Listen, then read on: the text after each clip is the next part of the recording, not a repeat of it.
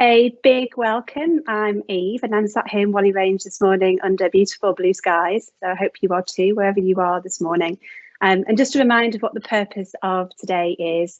So you can see the agenda for the full day today, fantastic array of sessions. And this is the second of our new series of quarterly stakeholder gatherings hosted by Transport for Greater Manchester and Greater Manchester Moving partners. And these gatherings are intended to bring people and partners together across Greater Manchester to share and explore progress made to date, our stories, our challenges and expertise as we work together to make Greater Manchester a much better place to walk, cycle, wheel and live an active life. So the first big active conversation on the 15th of March, we had a few technical glitches, but it was still brilliant to bring 300 people together, and we're seeing and hearing the ripples after that event.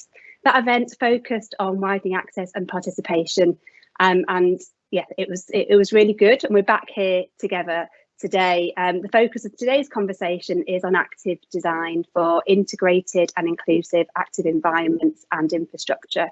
So as you can see, there's a choice of 5 breakout sessions later to dig into best practice and case studies. And our third big active conversation will be in September. We'll be focused on broadening and deepening engagement in the design, the planning and the delivery for active travel and active lives. So we'd love to hear your reflections after today on what you think we should be focusing on, and welcome your contributions in hosting future sessions. I'm really happy to be having this conversation this week. It's Clean Air Day, if you didn't know, on Thursday, and there are lots of schools across Greater Manchester that are holding school streets this week in recognition of the need to make our air much cleaner and a much greener school run. It's also a great get together week, which is opportunity for lots of communities to reclaim spaces and come together. And many are doing that as part of a great walk together as a way of being together in a safe COVID friendly way. It's also the Natural Capital Conference this week, which lots of overlaps in terms of exploring access to our green and blue spaces in Greater Manchester.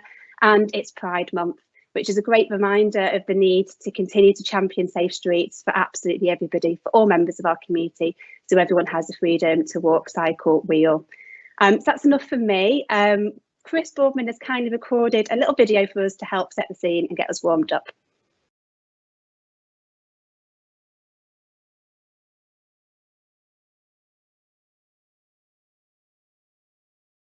Should see Chris pop up hopefully any minute. Taking us for a walk, I believe.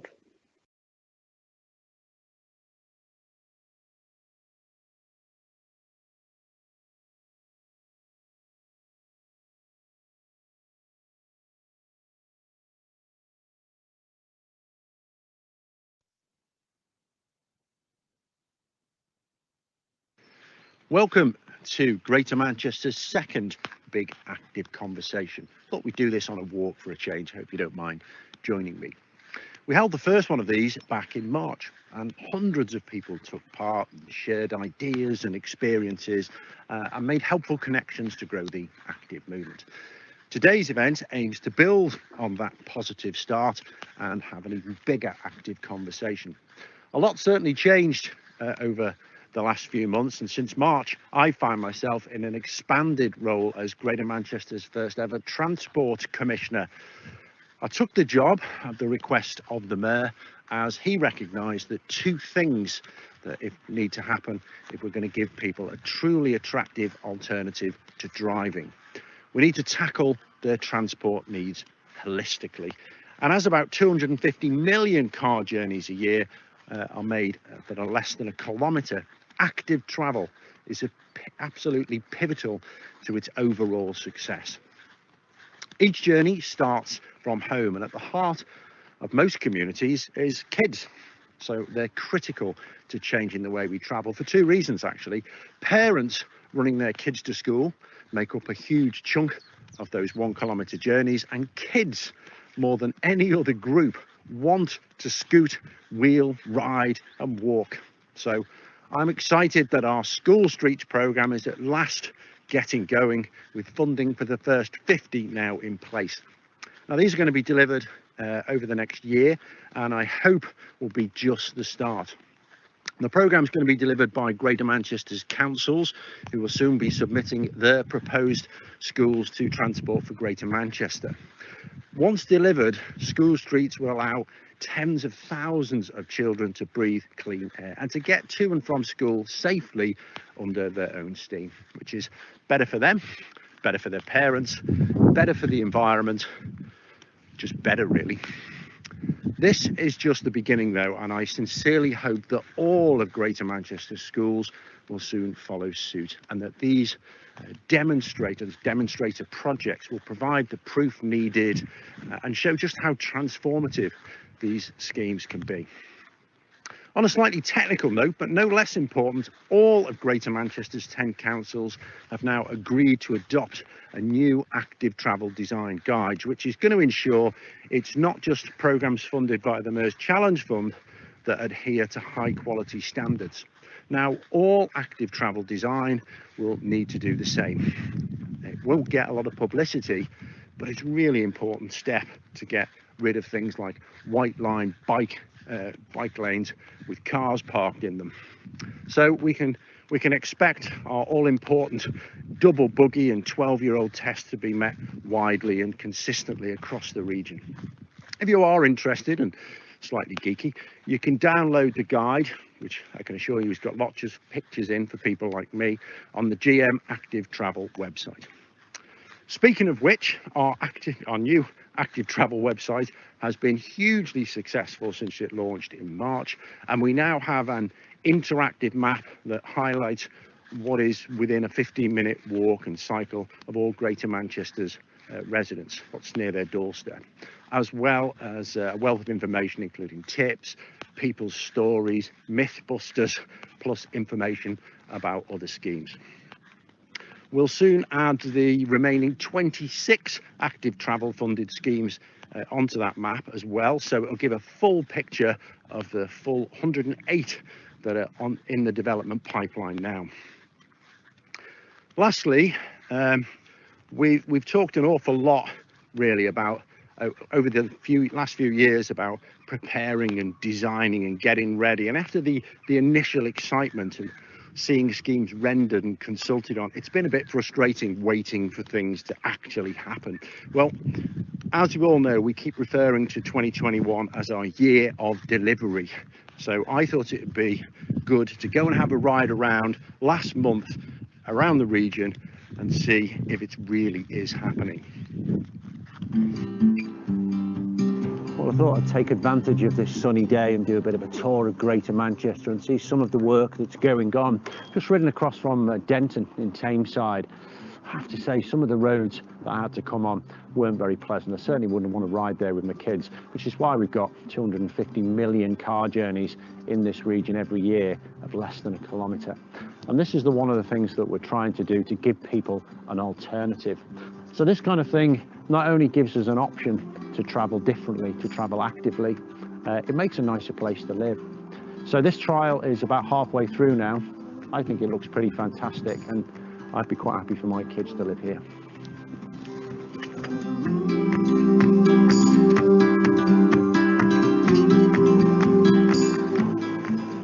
Well, I'm working my way back into town now, and this is well, what will be, when it's fully completed, the Chorlton Cycleway, 6 kilometres long. And this junction here, which is complete, is the first of its kind in the UK, a Cyclops junction, which is cycle optimised, is what that stands for. And essentially it means that even on a busy road like this, I can do a right-hand turn without ever coming into contact with traffic. It feels completely comfortable, and we would let a competent 12-year-old use it, no problem at all, which is our minimum standard, which is very poignant because there's a school just down there, and now people don't have to run their kids to school in the car. They can let them, even on a busy road like this, make their own way because they never interact with traffic.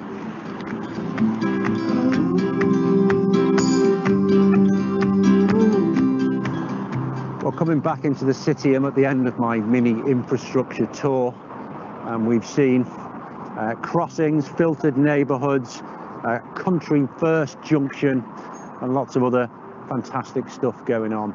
And the junction bit, as you can see behind me, this is probably one of the busiest in Greater Manchester, Mancunian Way.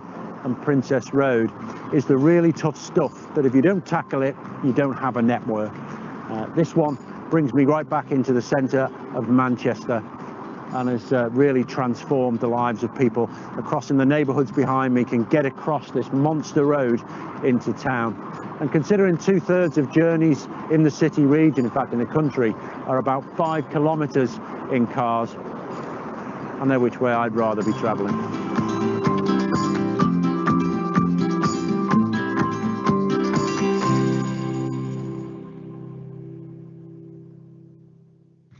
Pretty exciting stuff, and from here we're only going to accelerate. And now you can help us grab this opportunity by ensuring that these new routes, as they appear, are known about and used by as many people as possible in their daily lives. Help us make them the new normal and shout loud about how they've made your life better. Give others the confidence to use them and grow the numbers who are calling for even more. That's it from me. Have a good conversation.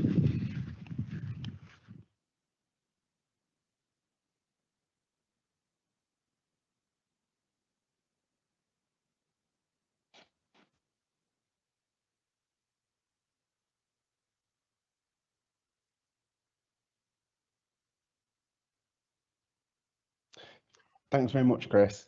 Hi everyone, my name's Kieran and I'm the area lead for parks in South Manchester. I'm usually based at the beautiful Alexandra Park over in Whalley Range and Moss Side, but our Wi-Fi is not always the most reliable, so I thought I'd do it from home today.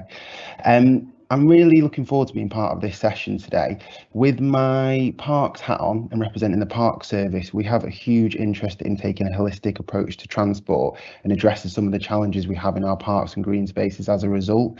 Parks and green spaces have had a massive resurgence over the last 18 months, and I like to think that everybody's rediscovered their love for their local green space. We've seen numbers go up 30% at least in some of our parks, and in some places it's doubled, but of course that comes with serious challenges. If you take the example of Chorlton Water Park, which previously had been somewhat of a hidden gem and not that many people, probably outside of Manchester and even Greater Manchester, knew about it, over the last 12 months it's been hugely popular, but unfortunately it's got a small car park and it's in a very built up area in terms of residential, and one of our things as a park service is we want to be good neighbours. So how can we encourage people to still visit what is such a beautiful spot, but sort of approach some of those challenges that come when you have large amounts of people travelling to one area? And I think active travel and these sort of conversations can really help with that. A couple of years ago, we set out a 10-year park strategy, which links into this conversation today. And three of the main themes are really relevant, I think. The first one is about our parks at the heart of our neighbourhoods. And this looks at the physical role of a park in the city, its accessibility and where it's located, its size, etc. The second is called Vibrant Parks and Vibrant Communities, and that's how we can make sure that our parks are really a place for our communities to thrive and come together. We've done some really great stuff with MCR Active over the last couple of years. We have our Active Park sessions, and we have sessions with where we have refugees and asylum seekers playing football on a weekly basis. So we really see them as a place where we know our communities like to come and gather. Our parks are some of the most diverse places you can find in Manchester, but how do we make sure they're involved in the conversation? And the final pillar is called Productive Parks in Partnership, and that's about how we can take a collaborative approach to working with key partners like GM Moving and TfGM, who already have those connections and have been doing some amazing work to riff off each other and work together to address some of those problems and work on some of those challenges. We've got a really amazing panel today. We've got Dr. Richard Nixon, who's the Director for Walking and Cycling at TfGM. We've got Beth Sutcliffe, who's the Director for GM Walking and Greater Sport. And we've got Eve Holt, who's the Strategic Director for GM Moving. And we do potentially have another panel member who is having some IT difficulty, so we'll see if they're able to join us. But for now, we'll start off with Eve. Eve, can you tell us a little bit about your role in a couple of sentences and what you think the key opportunity is now for Greater Manchester as part of this agenda? So yeah, my role as Director of GM Moving is really to take a sort of whole system approach to leadership in Greater Manchester, to design moving into everyday life for all in GM. And that's really about helping to join sort of the dots between different sectors, different people, different agendas, convening and connecting people and partners, just as we're doing today, so that we can all pull together in the same direction for accelerated progress. Thanks. Richard, same question to you, a little bit about your role and what you see the opportunities are with this. Yeah, thanks, Kieran, and thanks very much for chairing today and keeping us all to task. So my role principally is, it was almost set out really by Chris. What I've been tasked with doing is achieving that acceleration and delivery of both the network that's been planned, the B network out there, but also particularly the stuff I see as the glue that sticks that all together. So the activation activities around providing access to bikes, supporting people in cycling, striding, rolling, etc., and providing training, and the prioritization of that over and making sure that happens in an efficient and practical way that's deliverable and happens rapidly, but more importantly is joined up. And I think what I heard you talk about in terms of the green and the blue spaces particularly is really important, that these things connect neighbourhoods, people, places. I think the big opportunity out there is now, how do we maximise, whilst the last year or more has been a huge challenge for us as a society, I think what it has done is open many of us up to what the new local could be like. And I think that's beginning to give people food for thought around how they want their places to be in future. The B network as a system is part of that, but actually I think the bigger opportunity is people to now seize the momentum and take action themselves directly, either individually or collectively in groups. And that means, for example, considering how we travel, how we park our cars when we do use our cars, if we use our cars, but also what choices we can make as a society going forward to support both clean air, healthy, active lives, and let's face it, the emerging issues around carbon, but particularly our role in recovery.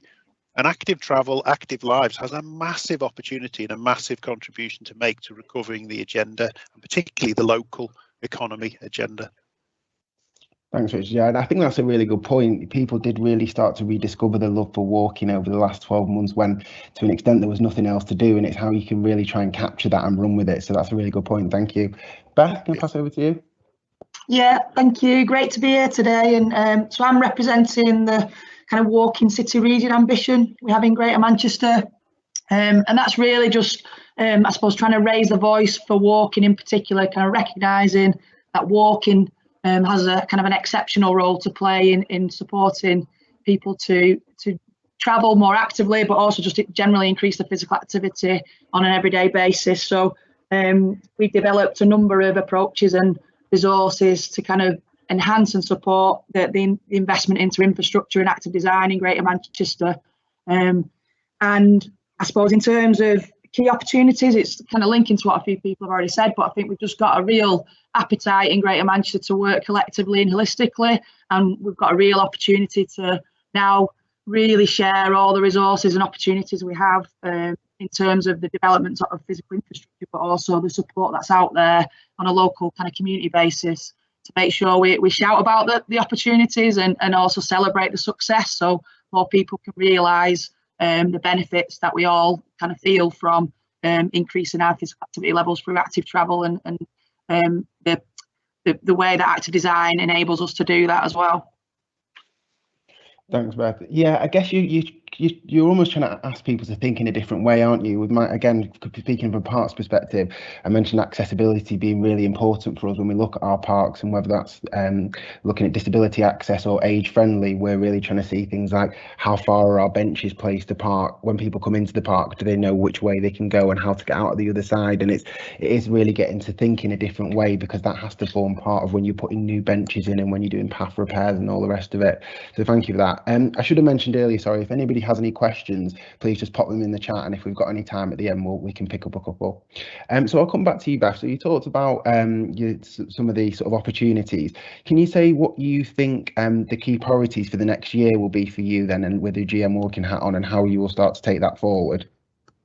Yeah, absolutely. I think one of the key things for us is making sure everyone has a voice. So we're listening, we're engaging with people in the communities where we've got these assets and support to enable walking, but doing it in a genuine way where we're listening and helping people to access the resources, but also to shape them. So we've not just developed a load of approaches and resources that are kind of fixed and that's it. What we want to do is shape them and bespoke them and make them valuable to everyone.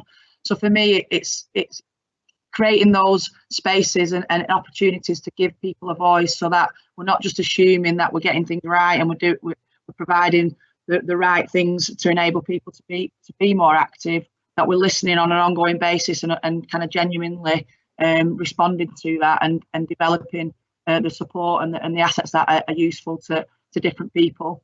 So I think that's our role now, is kind of helping provide a bit of capacity to do that, and kind of learn from some of the great opportunities and great ways we've done that already, to learn so far, so to kind of build on that and keep doing that. Thanks, Bert. Could you tell us a little bit more about how you've been doing that, in terms of if you've been doing focus groups, or what the kind of methods you've been taking to bring those people with you and get those communities involved? Yeah, lots of different examples. I suppose I'll focus on two. I suppose firstly, we've developed a daily mile toolkit, which was kind of launched a couple of months ago. So that's really kind of providing a resource, and it's got 3 different lenses: workplaces, communities and individuals. So having a really free, easy toolkit to support people to think, like you said, differently about how to build kind of short journeys and short walking into daily life.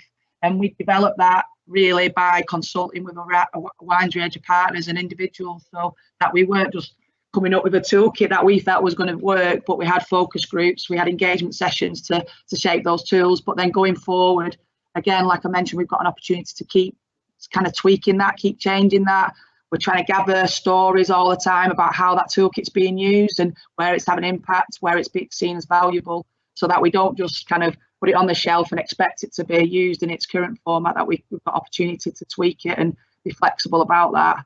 And then the second example, I suppose, I'd give is our community investment fund. So we developed some walking grants, which were just small pots of money to enable kind of voluntary and community organisations to access that money on a really kind of easy, quick basis to do things that would enhance their kind of current programmes of work or services, but with a walking lens. So again, it's enabling them to think creative about what would support the people that they're working with to walk more.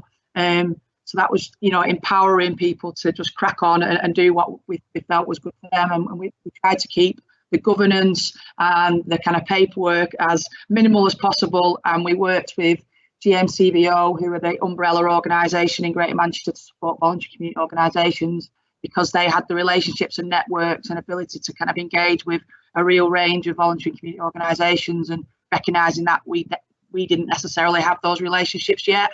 So that's been a real kind of learning experience and helped us to really engage with a whole variety of groups, from doing litter picks to building benches to developing digital resources to support walking. There's been an absolute unbelievable kind of range of different ways in which people have been creative about supporting walking in their neighbourhoods. Thanks, Beth. Yeah, I think that trust-based approach is really important, not expecting people to be able to put out a survey or a form and get loads of replies, actually working with those organisations that already have built that trust and already have those relationships. Thank you. So Richard, same question to you. Your key priorities and challenges for the next year? Well, my key priorities and challenges for the next year, first and foremost, is ensuring that we are successful in achieving the year of delivery ambition. So we're currently working very closely with the districts to establish exactly what is going to be on the ground by the end of this calendar year. And then moving forward, working towards the development of a very clear set of priorities over the next 2 to 3 years for delivery towards the Mayor's stated ambition of a 500-mile network by 2024. Other priorities include the creation of the largest cycle hire scheme outside of London, which we will be making some further announcements over later in the week or next week. But I'm pleased to say that we're moving forward with the procurement of that, and we do intend to commence that later this year, with full availability of that new novel transport service in 2022. Finally, what I really want to achieve throughout the summer is reaching out to those communities that we're engaged with, building upon Beth's point about building trust and capacity within communities to take action themselves, because I do think it's really important that we do listen to people.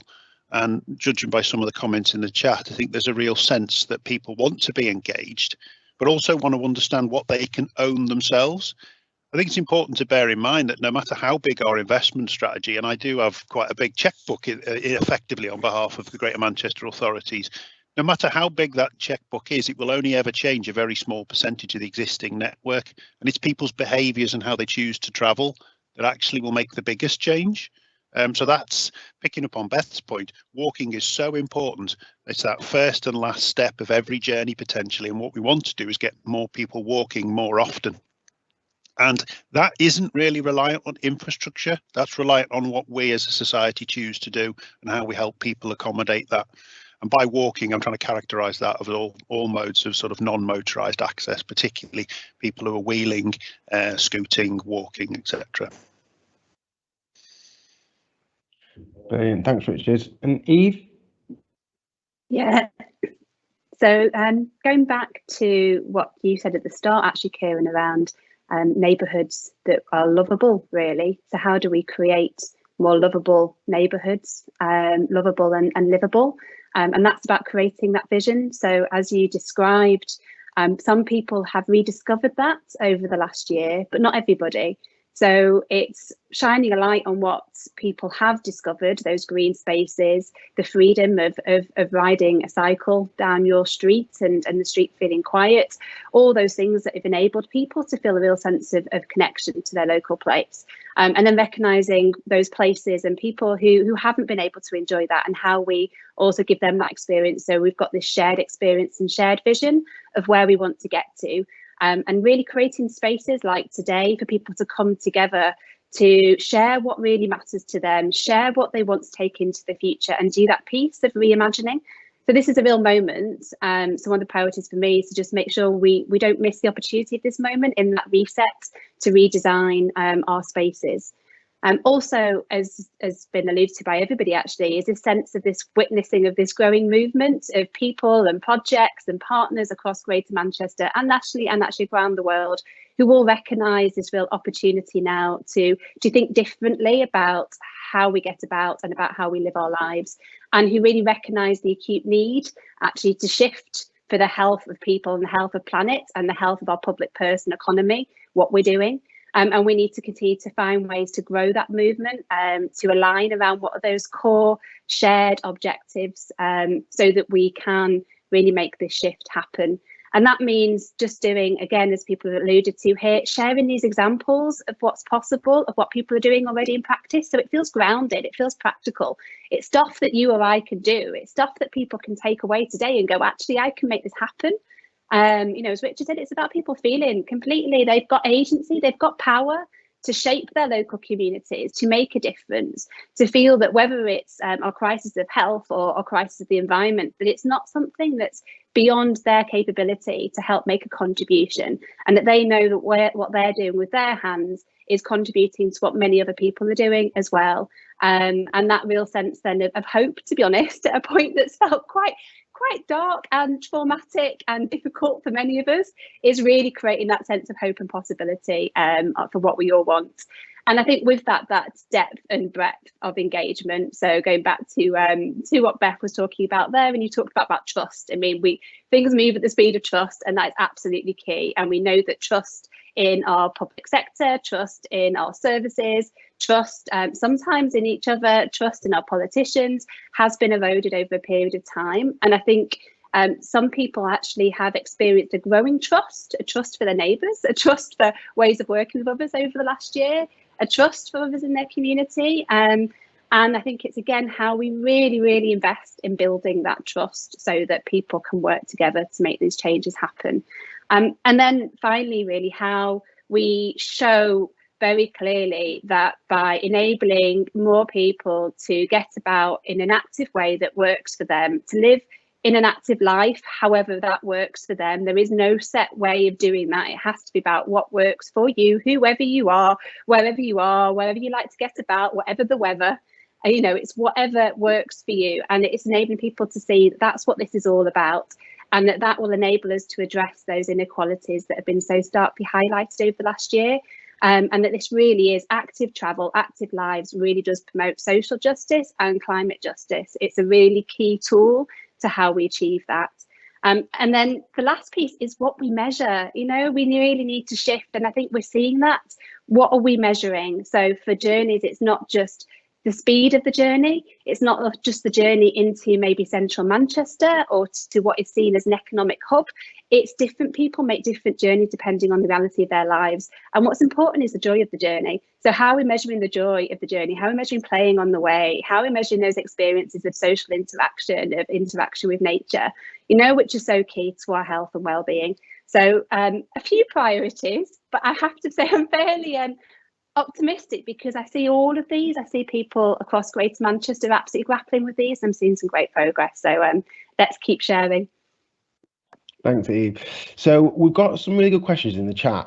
We'll just sort of ask you one last question, and then we'll take some of the questions in the chat. And it should say as well that we'll make a note of all the questions, and any that we don't go to, we can either pick up in the breakout sessions later, or we can we can address those in a different way. But if we could just finish by going to all of you and asking you to say if there was one key message or key ask for people listening today, or for other people in the system who are really keen to play a role in this, like what they've heard today, and want to know how they can be involved, what would that be? Eve, we'll come back to you.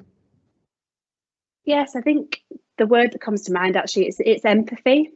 It's the listening. It's all of us have a role in really listening to each other, like really listening to what matters to each other, and listening, to be honest, to ourselves as well about what really matters to us in our day to day as we redesign our days in the way that work for us.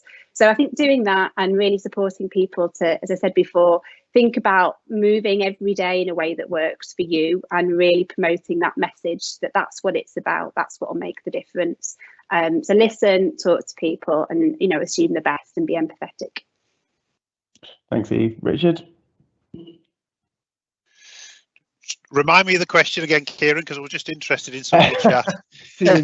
Look at the chat and listen to Eve. It was just one key message or sort of final point for anybody who's really interested in this conversation but wants to know to be involved and support. Right, I'm glad you reminded me, because it kind of links to what I was seeing in the chat. So I wasn't trying to suggest, just to emphasise this for everyone's contribution, that the infrastructure wasn't important for walking. That's not my point. And absolutely, we are completely committed to tackling severance, crossings, the quality of pavements, etc. However, being more active and being more vocal about being more active is very much part of my point, which is about the conversations we need to have as a society about the acceptance of parking on pavements and the acceptance of leaving things obstructing pavements. They are policy and cultural changes that need to be brought about. That was kind of my point. So I hope I haven't confused anyone by suggesting that we're not investing in infrastructure. We absolutely are. I think the other priority and question, really, to my mind, is the question of the challenge between, do you take space away on road or do you support off road? It isn't a binary choice from my point of view, actually, necessarily, because it should always be about what's the most appropriate infrastructure that we can provide at the highest quality that supports the ambition and the choice that people are trying to make. And off-road versus on-road isn't really the debate necessarily, other than when we assess whether those trips are intended for a utility type purpose or whether they're intended more for a leisure type purpose. We do have to bear in mind that a lot of what we're attempting to do, particularly from Transport for Greater Manchester's point of view, is affect people's utility travel choices. Now that does mean tackling the issue of on-road and removing space and creating crossings and reducing severance on-road. Off-road routes have their role to play, but from a safer by design point of view, one of the difficulties of off-road routes is that they're not observed and they don't have that amount of sort of passive surveillance and security. So we just have to balance the two, basically. Thanks, Richard. And finally, Beth? Yeah, it's building on a few points already made, but I think the key thing for me is like being an advocate for the agenda, whether that's walking for you in particular or active travel or, you know, whatever lens in terms of from a us creating those good neighbourhoods and neighbourhoods where everyone can thrive, which Eve touched on. I think in your rooms and in your lives, be an advocate, whether that's through social media and talking about things that you're doing or the positive stories that you're hearing, or whether that's to family and friends, or whether it's in a role at work where you've got influence from a policy point of view. I think it is just being proud and being an advocate for the agenda and talking about the impact it has on your life and the positivity of the things that you're seeing. And that will help us grow this movement and grow this kind of the momentum that we're seeing in GM. And I think just people feel powerful in your own world, because every conversation has an impact. I see that on a personal level when I'm talking to family and friends about my passion for walking. It makes a difference, and it affects people's behaviour. And I think it is, we shouldn't underestimate that role that we can play on the people that we have got influence and connection to. Thanks, everyone. I think it's probably fair to say that the underlying theme is people. I think that's what all three of you have been saying, that it's about having people at the centre and having people involved in those decisions. And it's that kind of with, for, about approach, that you're not doing things to people, it's actually with them and they're involved at every step of the way, which is really great to hear. So we've got probably about 8 or 9 minutes just to take some questions from the chat. So we'll start with the first one, which is about slowing. Sorry, it says, these are great schemes, but is there any work on improving active travel by slowing traffic, removing vehicles from pavements? And it talks about how children start to learn and cycle and gain confidence on the pavement, not necessarily the road. I've got 2 young daughters myself, and you do think as a parent, do I want my kids on here? Do I want my kids on the road? And it is something that everyone needs to be really, really mindful of. So I just wonder, even though you've had quite a lot of involvement in this kind of thing, and maybe Richard, do you have anything to add to that question? Yeah, sure. I mean, first of all, that the pavements is key. I mean, creating more active pavements that are there's not obstructions, be that sort of street furniture, people not recognising, putting out signs outside their shop that's going to obstruct somebody with a buggy or double buggy or a wheelchair user, somebody who has any kind of form of mobility issues. It's absolutely key. We want our pavements to be places that everybody can get about and they can walk out of their door and they can access, their local shops and community and their friends and their family in their green parks. And I guess it's also one where there are some big changes that need to be made. Some of it's around actually the quality of the pavements, and unfortunately, because of the state of our finances in local councils, we've not had the money to invest that should have been invested really in our pavements to make them much more smooth and accessible places. Also, the way that towns have evolved over time, pavements have shrunk, and the amount of space that they're given is sometimes, the allocation of space is a key issue that we need to grapple with, that obviously needs to be grappled with by senior leaders who need to be bold, to be honest, in reallocating space and recognising far too much has been given away to cars over time and not to people. But there are also things that we can do. So sometimes it's about the norms. It's fascinating when you go to streets, and I've spoken to lots of people and tried to do this as part of kind of more of a movement building, is you can go to streets where on some people are all parking on the pavement. Sometimes it's because it's narrow road, but sometimes it's just because that's become the norm.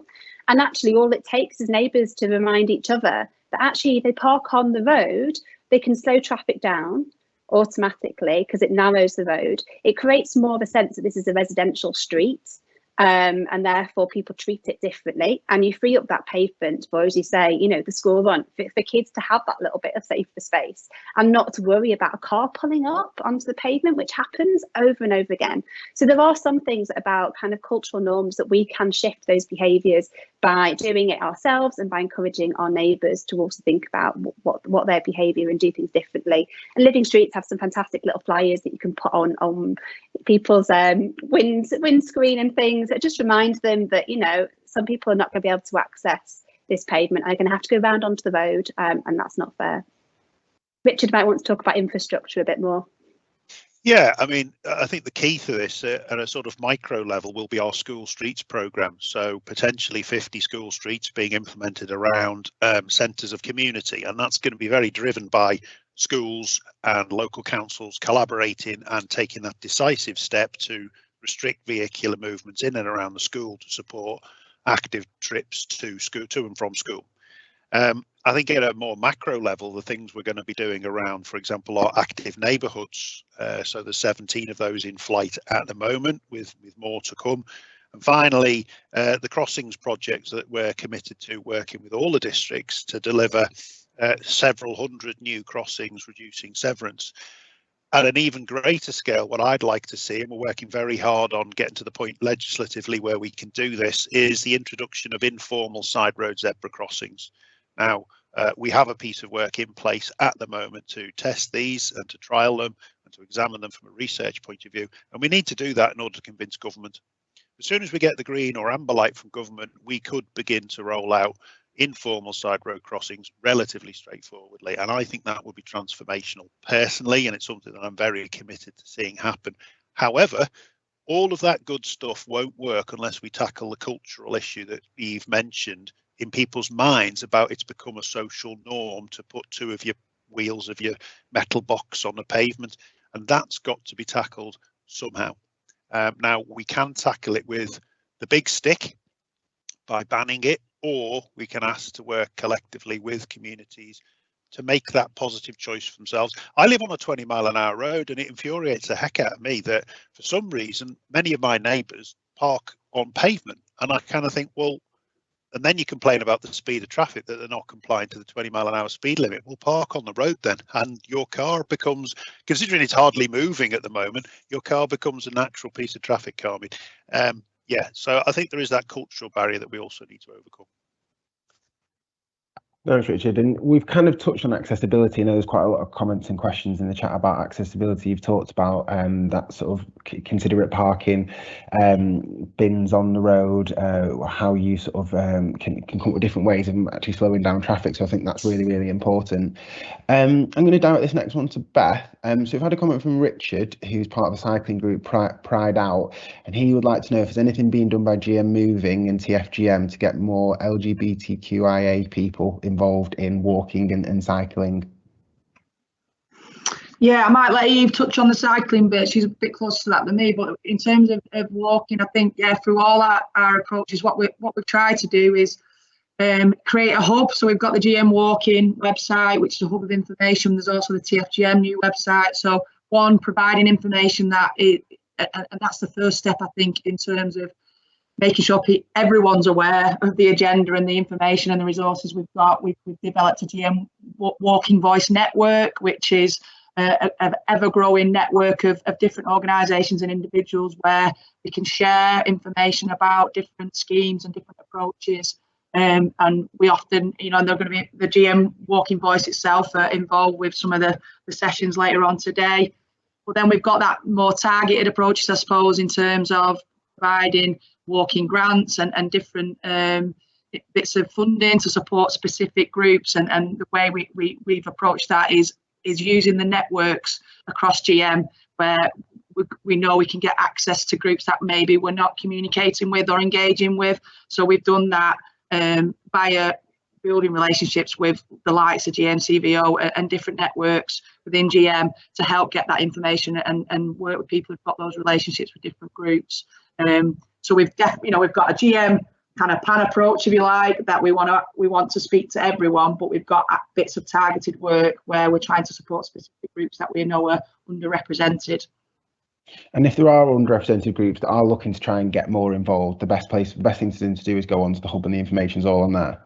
Yeah, absolutely. And and get in touch. We've got info@gmmoving.co.uk, and there's some specific information or opportunity you want to get involved with. That would be the way to get in touch initially. Eve, did you want to add anything? Well, first of all, yeah, thanks, Richard, because it's a great question, and I know you're doing lots of work on this. So I'd encourage any listeners to join your Pride Ride as well this month. And it is something so we've been spending the last 6 months having some targeted and some open conversations as GM Moving to inform our strategy for the next decade and to inform what we're doing now, with a particular focus on how we're ensuring this is about everybody. And we've recognised within that, and we don't feel we have heard enough actually from our LGBTQ plus community in Greater Manchester. So we're actually convening another session to think more about what can we do, building on the good stuff and some of the examples that Beth alludes to there, but also go, well, are we doing enough, and do we need to do more? I think, you know, understandably, we've heard a particular focus on some different demographic groups, and obviously people living in poverty at the minute. What we need to make sure is that we don't miss, you know, inadvertently the voices of any particular any section of our population. So yeah, really keen, and you'll be getting an email soon, Richard, to invite you to a session about that, and be keen to have TfGM and others in the room as well to think about what that means for their work. Thanks, Eve. So I'm aware that we've run 1 minute over, so I think we'll leave it there. As I said, we'll make a note of all the questions, and either they can be kind of teased out and discussed in the breakout sessions, or we can collate them and think about getting some responses out there. But thank you very much to all of our panelists, and I'll stand back over to Eve for the rest of the day. Thank you very much. Fantastic. So you've got a 15-minute break, folks. Go stretch, move, however that works for you. Grab a cup of tea, and then go and join one of the breakout sessions. So you should all have received of your email links through to all those breakouts. Recognises a mix of different platforms. That was because no one platform works for everybody. So hopefully you'll find one that works for you. And if you do have any tech problems, breathe, and maybe you can join another group if it really isn't working. But I hope we can really dig in, really share some good practice, and really move to, you know, to action, and growing that movement. So thank you very much. Thanks to the panelists, and enjoy the rest of the conversation.